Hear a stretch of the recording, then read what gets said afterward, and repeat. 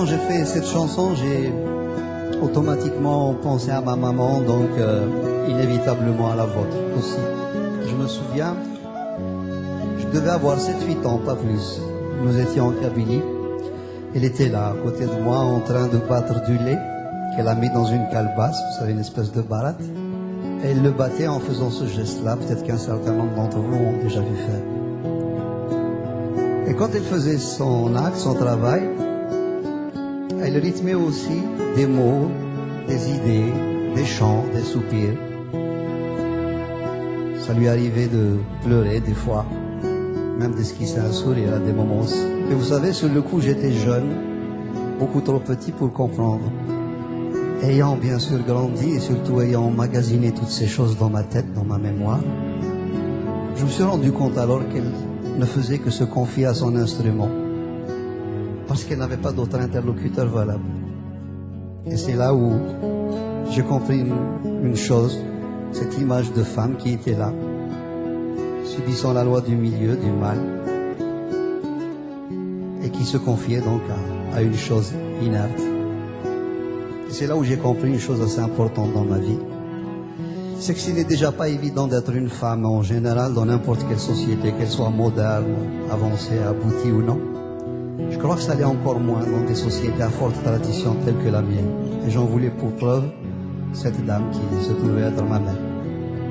J'ai compris une deuxième chose, c'est que j'ai sorti inconsciemment cette chanson du fond de mon enfance, à travers des visions que j'ai eues, que j'ai vécues, des sensations que j'ai éprouvées.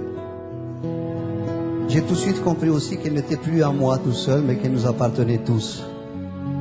Parce que d'abord, on a tous une maman et que, pour peu qu'on appartienne à une de ces sociétés un peu à forte tradition, on a une image de la mère assez spécifique, assez spéciale.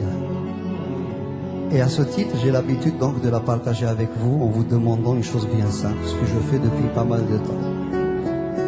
Essayez ce soir, ce samedi soir plutôt, d'avoir dans votre tête une image claire, précise, lumineuse de celle qui vous a donné la vie, ou tout simplement de celle que vous aimez. Qu'elle soit ou non de ce monde, je pense qu'elle sera à jamais gravée dans nos cœurs. Vous pourriez me dire pourquoi, bien sûr. Parce que l'un de vous pourrait me dire, bon, ma maman est avec moi, on vit ensemble, il n'y a pas tellement de soucis. Quelqu'un d'autre me dira, j'ai de ses nouvelles au téléphone, on se tient en contact. Et vous savez, ce n'est pas du tout pour ça.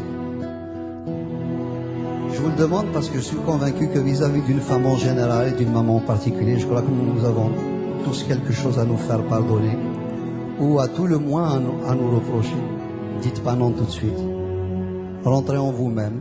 Questionnez-vous et vous verrez bien.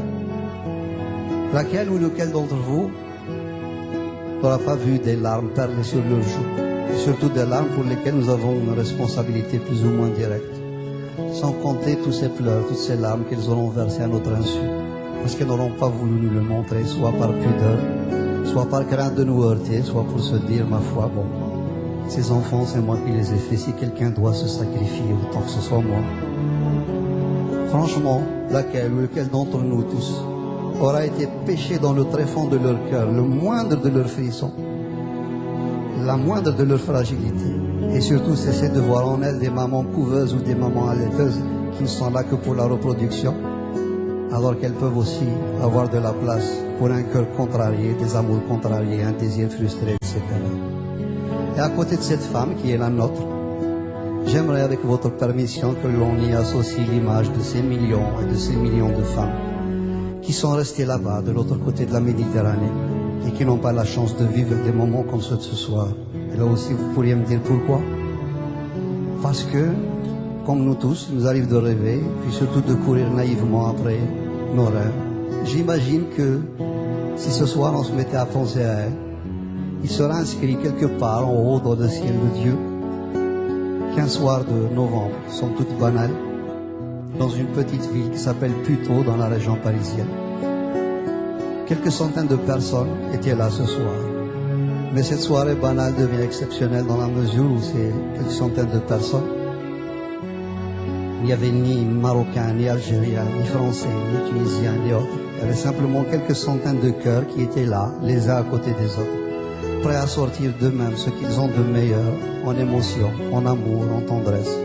Et que dans un élan commun, en pensant à elle, bien sûr, j'imagine une boule émotionnelle monter dans le ciel, traverser la mer et puis aller s'éparpiller en millions et en millions de petits morceaux, chaque petit morceau étant un tout petit peu de bombe dans leur cœur meurtri.